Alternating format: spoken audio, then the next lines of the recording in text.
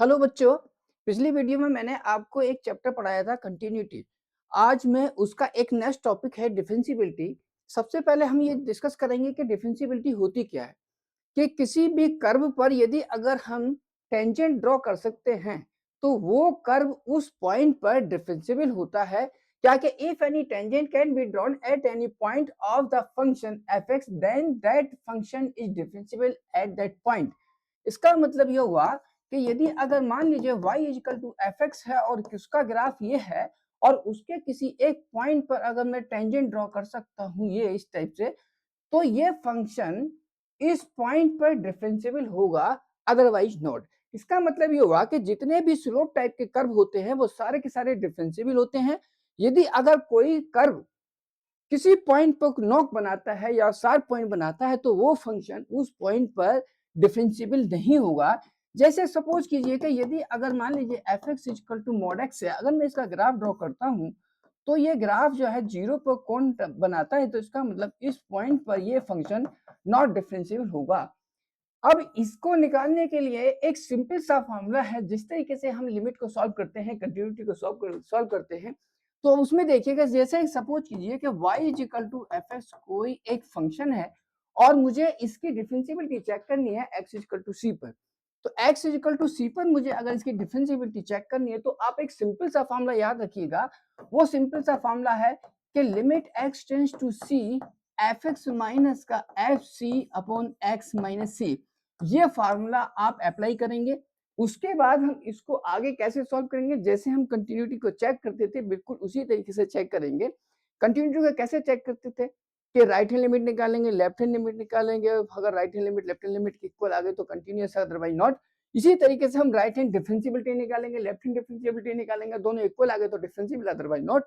तो हम कैसे चेक करेंगे देखिएगा, क्या आर एच डी, जब हम आर एच डी निकालेंगे तो इसे लिखेंगे कैसे कि limit x tends to C positive F x minus F C upon x minus सी।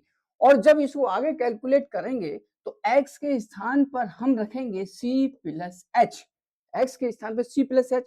अब हम यदि अगर एल एच डी अगर निकालें तो इसको हम लिखेंगे limit x tends to C negative F x minus F C upon x minus सी।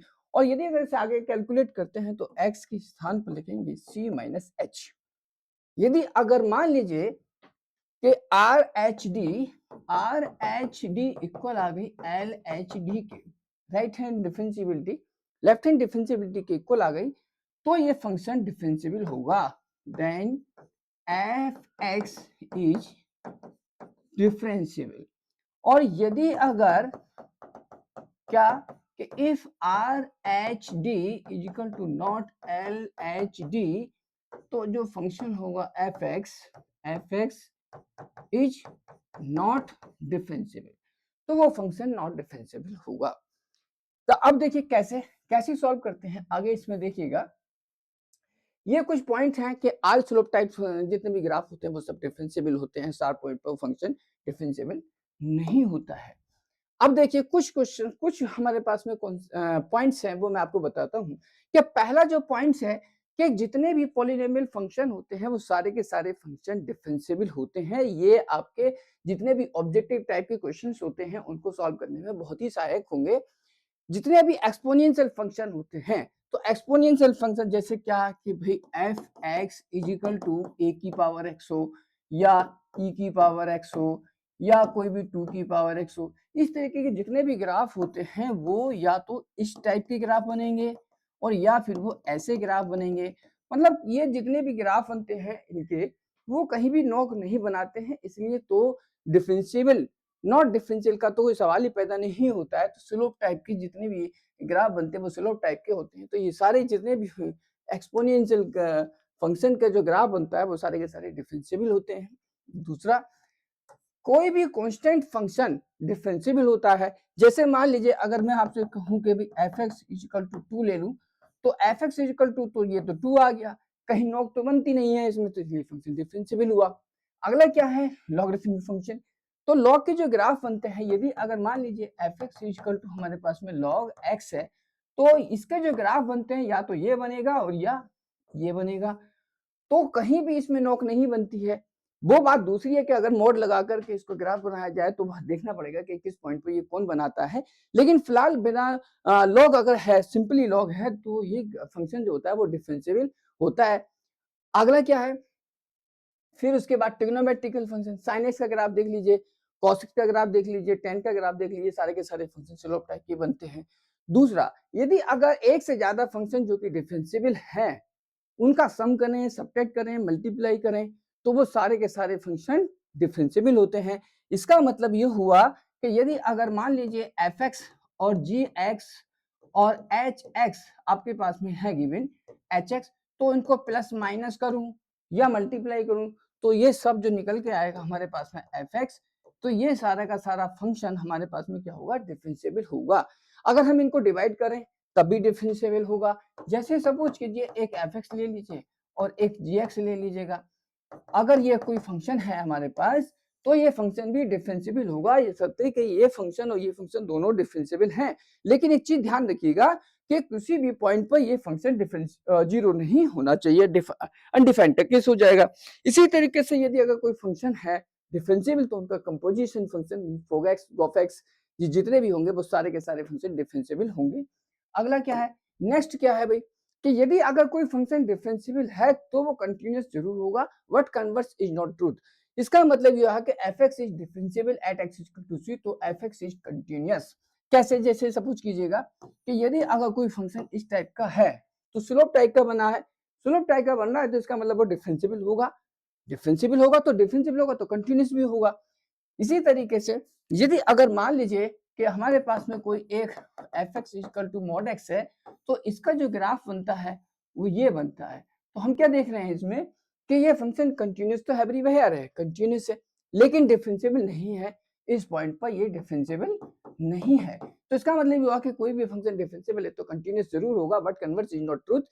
तो ये बात है कि यदि अगर कंटिन्यूअस है तो जरूरी नहीं है कि वो डिफरेंशिएबल है या नहीं है, हो भी सकता है, नहीं भी हो सकता।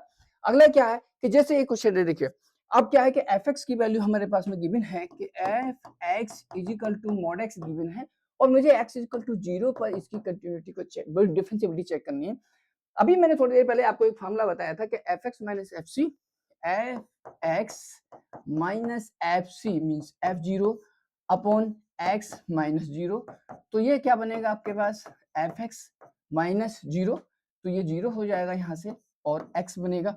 अब हम निकालेंगे इसकी RHD। अब हम RHD निकालेंगे, तो RHD निकालने के लिए क्या करेंगे, तो limit x tends to 0 positive रखेंगे भाई, और ये हो जाएगा f(x) अपॉन x। f(x) की वैल्यू पुट करते हैं, limit x tends to 0 positive, f(x) की वैल्यू हमारे पास है mod x अपॉन x। अब मैं x के स्थान पर 0 + h रखूंगा, तो ये बनेगा आपके पास क्या, limit h tends to 0, 0 + h यानी कि h upon h, h cut जाएगा, मीनिंगफुल आ गया। अब इस तरीके से हम LHD निकालेंगे, तो LHD अगर मैं निकालूं तो limit x tends to 0 negative रखूंगा, limit x tends to 0 negative, f(x) upon x। अब क्या करूंगा, लिमिट 0 - h रखूंगा, तो h टेंड्स टू 0, ये वैल्यू आ जाएगी हमारे पास में limit x tends to 0 negative mod x upon x, x के स्थान पर 0 - h और upon 0 - h, limit h tends to 0, 0 - h का मोड तो h हो गया, माइनस का h, इससे कट के माइनस का बनाया। इसका मतलब हमारे पास में जो RHD आई है वो 1 आई है, LHD कितनी आई है, -1 आई है, तो ये फंक्शन नॉट डिफरेंशिएबल हुआ। इसी तरीके से अगर हम ग्राफ से इसको ड्रॉ करते हैं, तो ग्राफ से सॉल्व करने पे हम देखते हैं कि वो ग्राफ इस तरीके से बनता है, 0 पर नोक बनाता है, तो इसका मतलब ये 0, ग्राफ से भी देखा जा सकता है कि 0 पर नोक बना रहा है, तो ये 0 पर नॉट डिफरेंशिएबल होगा। अगला क्वेश्चन क्या है, नेक्स्ट, कि यदि अगर हमारे पास में एक चीज ध्यान रखिएगा कि यदि अगर मान लीजिए x = 2, तो x = 2 ये है, x की वैल्यू 2 से ज्यादा पर कौन सा फंक्शन है हमारे पास में, 2x - 3, x की वैल्यू 2 से कम है तो वो कितना है, x - 1। तो हमें 2 पर इसकी कंटिन्यूटी और डिफरेंशिएबिलिटी चेक करनी है, तो देखिए कैसे लिखेंगे, RHD, तो क्या है कि limit x tends to 2, f(x - f x minus f two upon x minus two. हाँ, डिफरेंशिएबिलिटी निकालने के लिए हमेशा यही फॉर्मूला यूज करते हैं। अब उसके बाद क्या करते हैं, देखिए कितना कि लिमिट x टेंस टू 2 और fx की वैल्यू अभी fx लिखा रहने दीजिए और f2 की वैल्यू हम निकालेंगे कि कौन सा भाई x इक्वल टू 2 पर कौन सा फंक्शन है, वो ये है x की वैल्यू 2 इसके अंदर रखिए तो आपको f2 मिल जाएगा, तो वो कितना आएगा 4 माइनस 3 यानी कि 1 आ गया, तो f2 की वैल्यू 1 लिख दीजिएगा और x माइनस 2 रख दीजिएगा। f2 हमने निकाल लिया क्योंकि x इक्वल टू 2 के लिए ये वाला फंक्शन है, तो यहाँ से f2 की वैल्यू निकल के आ जाएगी। अब हम सीधे सीधे क्या निकालेंगे, अब हम RHD निकालेंगे। पहले तो हम इसे सॉल्व करेंगे, अब हम निकालेंगे RHD। जब हम RHD निकालेंगे तो limit x tends to 2 positive, 2 positive हमारा शो करता है कि हम RHD निकालने हैं।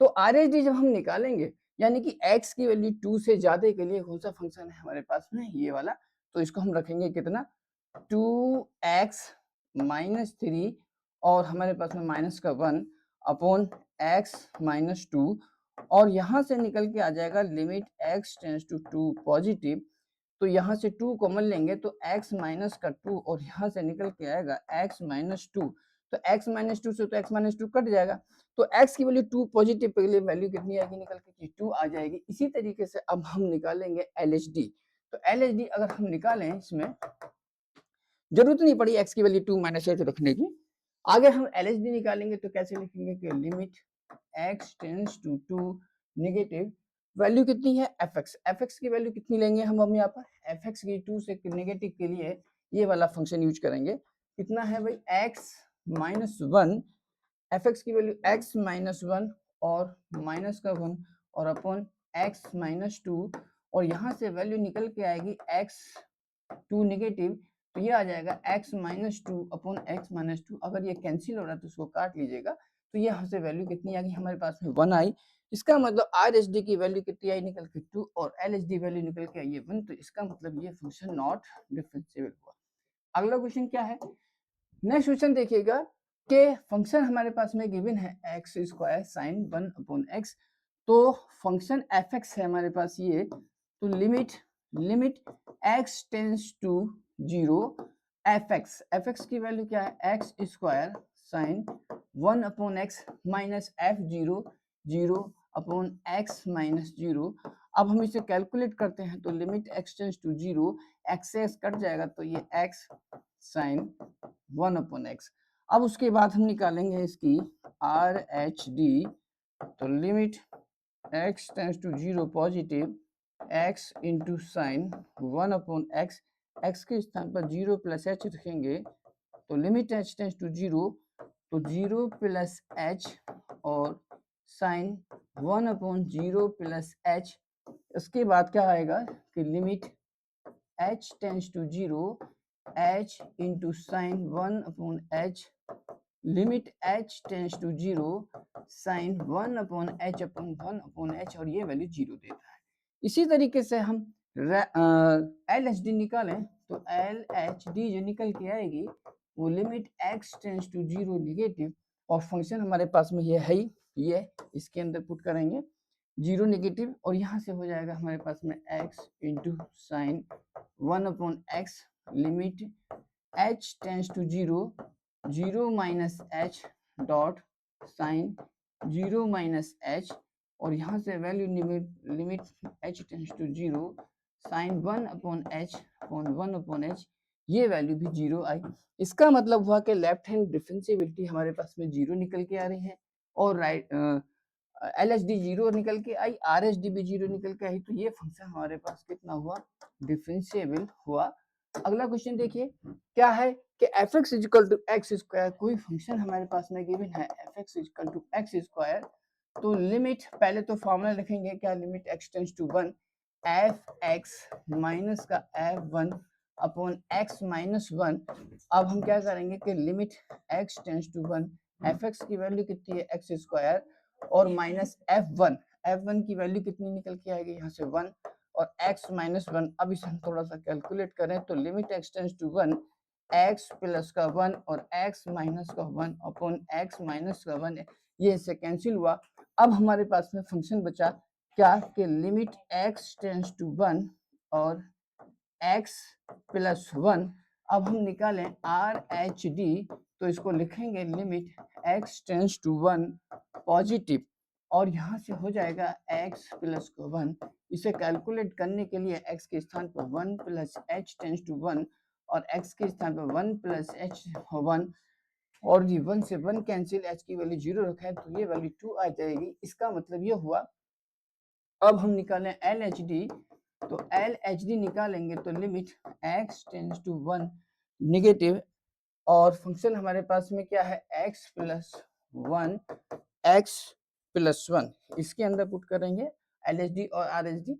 एल एच डी निकालेंगे तो कितना आ जाएगा, यहाँ से x के स्थान पर 1 माइनस एच, तो 1 माइनस एच टेंस टू 1, और x के स्थान पर रखेंगे 1 माइनस एच प्लस 1, और 1 से 1 कैंसिल, तो इसका मतलब हो गया limit h tends to 0, h की वैल्यू 0 रखें तो 2 आ जाएगा। यहाँ से वैल्यू निकल के आएगी हमारे पास में क्या, 2 माइनस एच, एच की वैल्यू 0 निकल गई तो 2 आया। इसका मतलब आर एच डी की वैल्यू कितनी निकल के आई, 2, एल एच डी की वैल्यू निकल के आई 2, तो ये फंक्शन हमारे पास में डिफरेंशिएबल हुआ। अगला क्वेश्चन क्या है भाई, एक्स स्क्वायर और ए एक्स प्लस बी, ये फंक्शन डिफरेंशिएबल है। अगर फंक्शन डिफरेंशिएबल है तो ये कंटिन्यूस भी होगा। इसका मतलब ये होगा कि limit x tends to c पर ये फंक्शन कंटिन्यूस होगा। तो इसका मतलब हुआ कि limit x tends to c x square equal to limit x tends to c, और यहाँ से निकल के आएगा ax प्लस बी। इसका मतलब x की वैल्यू c पर राइट हैंड लिमिट और लेफ्ट हैंड लिमिट दोनों इक्वल होनी चाहिए। तो limit x tends to c x square equal to limit x tends to c ax plus b, तो हम यहाँ से रखेंगे तो कितना हो जाएगा, c square equal to a x की जगह c प्लस b। ये इक्वेशन फर्स्ट आई। अब दूसरा क्या है, इसकी डिफरेंशिएबिलिटी चेक करेंगे। डिफरेंशिएबल फंक्शन क्या है, डिफरेंशिएबल है, तो ये फंक्शन अगर डिफरेंशिएबल है तो कंटिन्यूस भी निकल के आएगा, कंटिन्यूस निकल के आएगा तो इसका मतलब एक इक्वेशन ये बनी। तो अब ये फंक्शन डिफरेंशिएबल है, तो डिफरेंशिएबल के लिए हम क्या करेंगे, एल एच डी, तो एल एच डी की वैल्यू निकालें यहाँ से एल एच डी। उसको हम दूसरे तरीके से भी कर सकते हैं। एक तरीका ये भी है कि अगर हम इसका डिफरेंशिएशन करें तो f dash x equal to, यहाँ से कितना आएगा 2x, और x की वैल्यू स्मॉलर देन इक्वल c, और इसका डिफरेंशिएट करते हैं तो यहाँ से वैल्यू निकल के आएगी a, और ये वैल्यू हमारे पास में x की वैल्यू c। ऊपर का डिफरेंशिएट किया तो 2x आया, नीचे का डिफरेंशिएट किया तो हमारे पास में a आया। अब चूंकि ये फंक्शन डिफरेंशिएबल है तो इसका मतलब x की वैल्यू c पर, इसकी वैल्यू x की वैल्यू c पर, ये वैल्यू इक्वल होनी चाहिए। तो एल एच डी और are H D means L H D और आर एच डी इक्वल होनी चाहिए।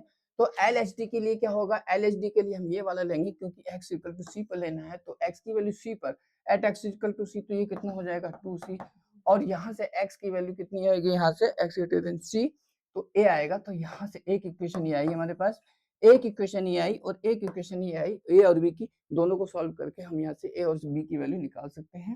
अगला क्वेश्चन देखिए, x मॉड x, हमारे पास में एक फंक्शन गिवन है x इंटू मॉड x। अगर हम x की वैल्यू 0 से बड़ी लेते हैं तो मॉड पॉजिटिव खुलेगा। इसका मतलब ये हुआ कि ये वैल्यू x स्क्वायर हो जाएगी। अगर x की वैल्यू 0 से छोटी लेते हैं तो ये माइनस का एक्स स्क्वायर हो जाएगा। अगर हम शॉर्टकट मेथड से निकालें तो are H D L H D निकालेंगे उसी कॉन्सेप्ट से। अगर हम इसे शॉर्टकट मेथड से निकालें तो ये ग्राफ इस टाइप से आता है, ऐसे करके कि x की वैल्यू 0 से बड़ी। अगर मैं x की वैल्यू 0 से बड़ी लेता हूँ यानी कि इसका जो ग्राफ आएगा वो एक्स स्क्वायर आएगा, और x की वैल्यू 0 से छोटी लेता हूँ, इधर को लेता हूँ, तो इसका ग्राफ इस टाइप से आएगा। नहीं, ऐसे नहीं, ये इसका ग्राफ ये आएगा। क्यों? क्योंकि x square equal two by, तो इसका जो ग्राफ बनता है वो ग्राफ ऐसे बनता है, इस टाइप का। क्योंकि इधर को x की वैल्यू 0 से बड़ी है तो इसका मतलब ये ग्राफ कट जाएगा, और x की वैल्यू 0 से छोटी है तो इसका ग्राफ ये आ जाएगा।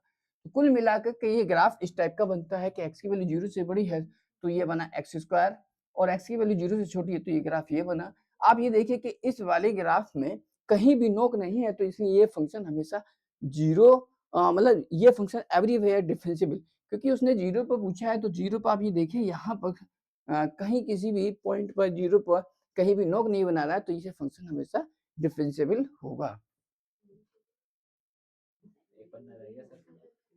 रद्द कर दो।